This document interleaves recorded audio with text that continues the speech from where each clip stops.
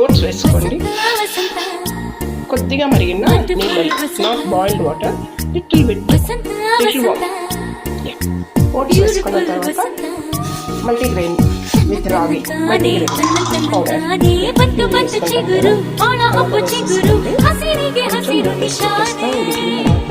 మూటలు చేసుకోవచ్చు ఈజీగా. బాగా ఇలాగా కలిపేసుకుంటాము. ఇలాగ yeah nicely enjoy cooking food for our family. Yes, I love to cook food for my family and also you too. Thank you.